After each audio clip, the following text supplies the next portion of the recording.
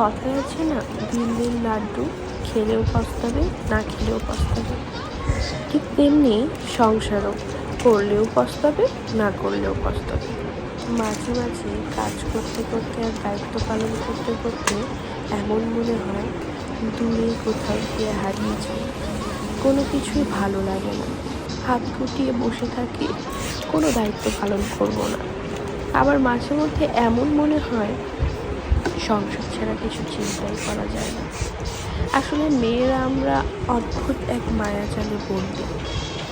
আমরা চাইলেও এই সংসারটাকে ভর করে দিতে পারি না। আমরা চাইলেও আমাদের নিজের বাড়িয়ে তোলা কাজগুলোকে ফেলে রেখে চলে যেতে পারি না। ঘরের ছোট্ট ছোট্ট আসবাবের উপরও আমাদের ভীষণ রকমের মায়া কাজ করে। আমার মেয়েরা মা হয়ে গেলে সেটা অন্যরকম একটা মায়া। আমি কখনো বুঝতাম না মায়েরা এমন কেন হতো। নিজে মা হওয়ার পরে এখন খুব ভালো মতোই বুঝি। নিজেদের শরীর খারাপ লাগা, অসুখ সব কিছু ভুলেই আমাদের সংসারের এবং মায়ের দায়িত্ব পালন করতে হয়। আমরা এভাবে মেয়ে, আমরা এভাবেই মা, আমরা এভাবেই যাকে অনেক বিধি কথা, অনেক জ্ঞান দিয়ে ফেলেছি। এখন বলছি আমার নিজের শরীরের অবস্থার কথা।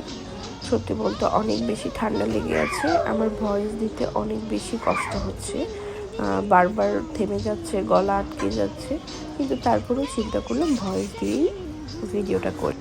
আর অন্য দিক থেকে আপনারা হয়তো শুনতে পাচ্ছেন আমার বোন এবং আমার ছেলে পাখির মতো চ্যাও চ্যাও করছে, একটু পরপর চিৎকার দিচ্ছে আর খেলছে। সেই আওয়াজগুলো নিশ্চয়ই আপনারা শুনতে পাচ্ছেন। যাকে আপনাদের সাথে গল্প করতে করতে আর কিছু জ্ঞান দিতে দিতে আমার ক্লিনিং করাও অলমোস্ট শেষ হয়ে গেল। এবার আমি যাব রান্না করতে।